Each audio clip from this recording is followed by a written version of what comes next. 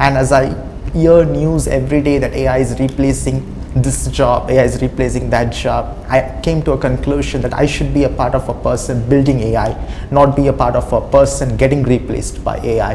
And that was behind my motive. Are you worried that AI will take people's jobs? I'm kind of worried that AI will take away the jobs, daily routine jobs, jobs that are taking place at a day-to-day basis. But I'm pretty sure that there is always a scope of working or improvising AI. If you're a part of, if you are able to improvise AI, you have a better scope of how you go up in your career. But if you are stuck up in something like a day-to-day routine, just logging your data, just collecting something and just putting up data entries, I think the time is up for AI to replace such jobs. But I'm pretty excited that if we are working on something that is benefiting the society with the help of AI, there is a big scope for you. What are you most excited about what AI can do for society, for humanity, based off of what you've learned in this course? I think at least in robotics, if there's a dangerous place that you could go to, there are agents and there are machines that can plan what tasks to do and then execute them based on the environment and then adapt to the environment. So a human doesn't have to risk their life or put themselves in danger to do that task, and AI or a machine could do that. What do you think you've gotten out of this course the most, though, with the professor? I think the best thing that John, our director, has taught us is that what tools are available to us and how can we as students keep ourselves updated with the technology that's coming out every day, and how we can not just look at a little part of it, but look at it from A to Z and do a complete research and make sure that we always look at the biases and privacy concerns and always consider the user and not leave anything out. So yeah, John has been a great teacher.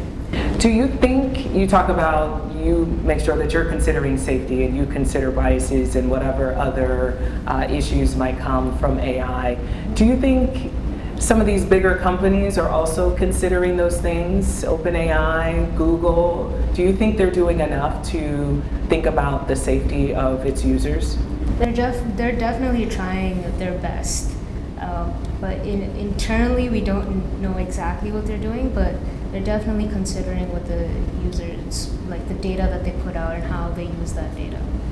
I've heard John say that critical thinking is such an important skill for young people, for all Americans to use and to employ, to get better with in response to the development of AI.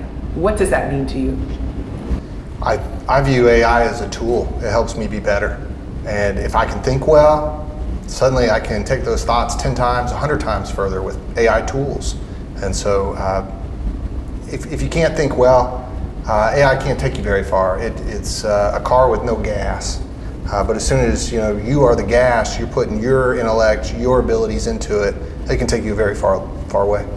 I want to ask all three of you this question. What does it mean to have a professor, John, who actually built a system, not just someone who I guess is teaching theory? What does that mean to all of you? Yeah, actually that was a main reason for me behind taking this course at this university, is that all other courses that I was looking into was focused on too much theory, but Professor John was hell-bent on making the course more towards practicality. And I love this practicality because at every point in every course, whatever project we do, we have to make sure that it it's a complete end-to-end application, rather not just focusing on one part of theory and applying it. It should be a practical end-to-end application, which is what I like a lot. And in every course, if you see, though there is one midterm examination or there is one part of examination, it is just one component, and there are many components where you can showcase your innovation, showcase your practicality, which is what I like a lot.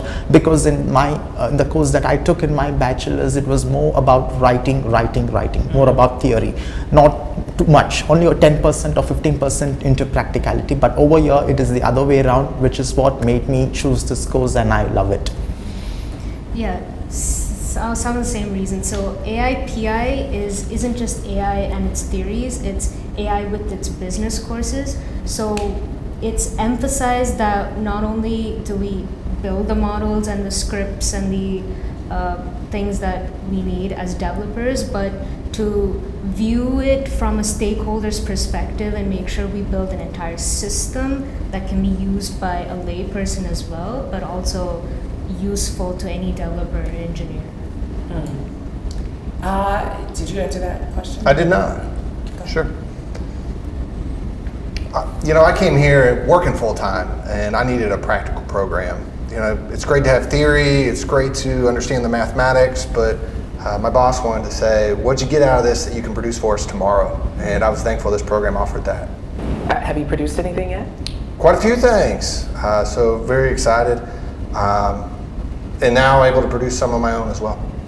Can you tell us a little bit about what you produced? Let me think here. Working in Maybe just one, maybe the most exciting thing that you're working on? Sure. So working in insurance, was able to, I want to say it right. Working in insurance on the underwriting side, was able to produce a tool for the salespeople to say, hey, up front, when you're about to get your life insurance, what's the likelihood this person will get this rating versus that rating, this price versus that price, and then able to easily make the sale, suddenly able to bridge departments and bridge knowledge. And how far along are you on that? That was actually released last week. Fantastic. How's it feel to be able to have built your own model? I like building models when I feel like they can help people. Let's stay with that. Final question for you all. John, what scares you most about AI right now? Office, I think it was Google. That scares me the most. I would say I would like to say two things. So the first thing is that there is always a fear of AI replacing jobs, and though I'm a part of building, though I know a little about building AI, but I always have that fear within me, which is quite kind of intimidating for me. And the second thing is that I'm worried about the ethics that are being followed. And as you pointed out earlier, you were asked a question whether the big companies are following all the AI ethics, safety practices that should be followed. So recently, last semester, we had a course called Explainable AI taught by Professor Bent. And in that course, we were asked to select a book, and the book that I selected, it was called Unmasking AI.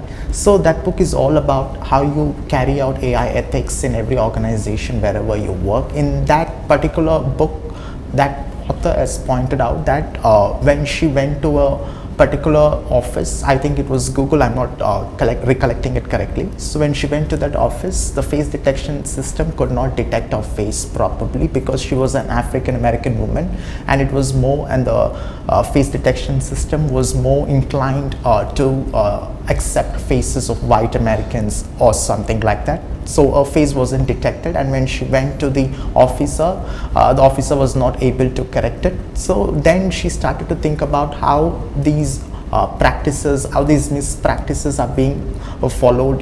Still, though there have been a lot of advancements in the field of AI and technology, there are lots of biases and lots of AI ethics that are not being followed in many of the multinational organizations. So she wrote it in form of a book, and she also filed a lawsuit which became very prevalent and famous. I think it was 2-3 years ago, and then all these multinational companies started to recognize the importance of taking understanding what is bias, how to mitigate bias. They started to look into these aspects, and now the system is far much better than what it was 2 years ago in the field of AI safety. So AI safety ethics is something, bias is something that we all have to be very careful about, and I'm pretty sure that in the years to come, a lot of focus, a lot of insistence will be given in this particular aspect so that bias could be mitigated completely out or completely eradicated out. Did you want to answer that as well? Yes, so the bias part does scare me too, because all our training data that we put into the model, it has bias already, and the models just amplify that bias. And for someone who is like new or has low prior knowledge, it would replace some of their thinkings, and it will like, you know, show them the bias data. So that's what I'm scared about the most. And people have to have literate in AI Yes. as well, and a lot of people are not.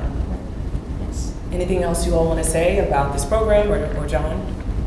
Yeah, and adding to your point as well, because she was literate and because she knew about what is AI, because she had taken a course on AI, she was able to understand the harmful effects of that, and she was able to file a lawsuit which she won successfully. So as you pointed out, it's better to make all these systems so functional, or so I don't know how to put it in words, to make sure that these doesn't get carried out in the future.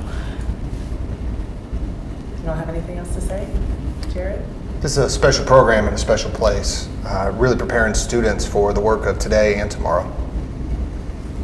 And I think we don't have to be scared of AI, because it only replaces the things that we don't have to focus on. Like, as humans, we want to focus on the art and creativity and authenticity. So LLMs won't replace that. It will replace the things that we don't want to focus on. So our human nature is still special. Yes. I think a lot of people need to hear that. Yes, I do. Thank you so much. That was great, guys. That was great.